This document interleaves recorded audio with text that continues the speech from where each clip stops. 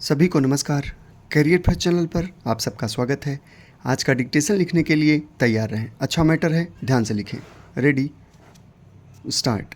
1980 के दशक के आते आते जो नव उदारवाद एक कोने में पड़ा था, वह एकाएक दुनिया के रंगमंच पर धूम धड़ाके के साथ आ गया।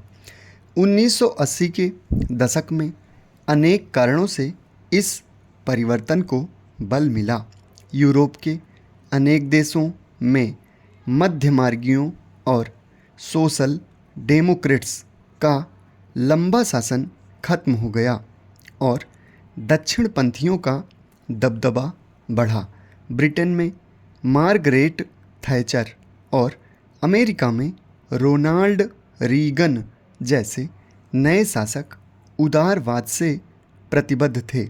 ये कल्याणकारी राज्य की अवधारणा के सख्त विरोधी थे, क्योंकि ये कल्याणकारी राज्य को समाजवाद का ही एक रूप मानते थे और समाजवाद को वे कृषि दासता का रास्ता बताते थे।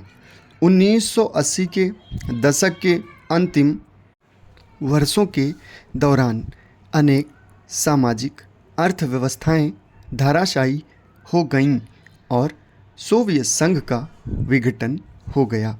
इससे नव उदारवादियों का हौसला बढ़ा और उन्होंने डंके की चोट पर कहना शुरू किया कि नव उदारवाद ही मानव जाति की स्वाभाविक और सामान्य अवस्था है।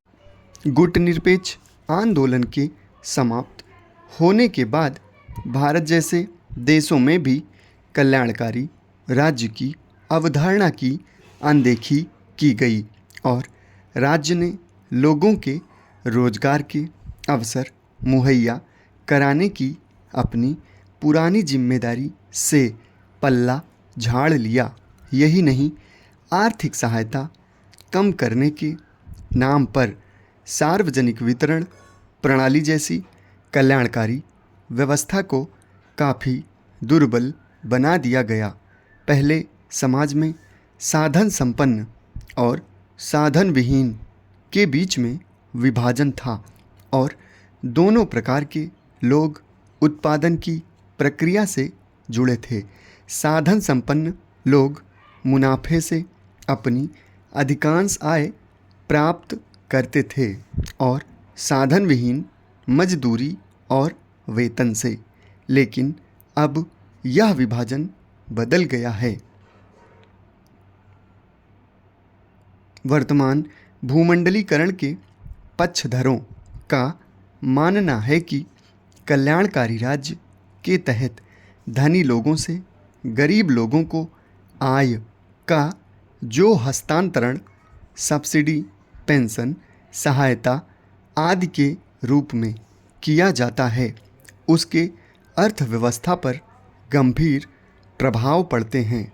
तर्क दिया जाता है कि कल्याणकारी राज्य आर्थिक कार्यकुशलता और आर्थिक समृद्धि के मार्ग में बाधक है। कुछ लोग यह भी कहते हैं कि कल्याणकारी कार्यक्रमों के नाम पर संसाधनों का अनुत्पादक इस्तेमाल होता है। कम्युनिज्म अर्थात समाजवाद के धराशायी होने के बाद बाजार आधारित अर्थव्यवस्था का कोई विकल्प न होने के कारण नव उदारवाद आधारित भूमंडलीकरण प्रबल हो गया।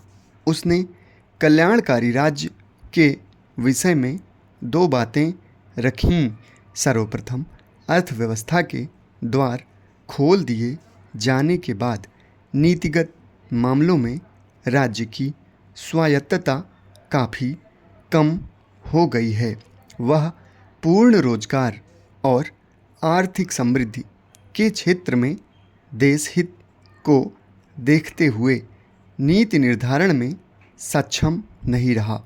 श्रम बाजार, कराधान, सामाजिक व्यय और सामाजिक सुरक्षा को लेकर उसकी नीति निर्धारण संबंधी स्वायत्तता काफ़ी घट गई है। समाप्त। धन्यवाद।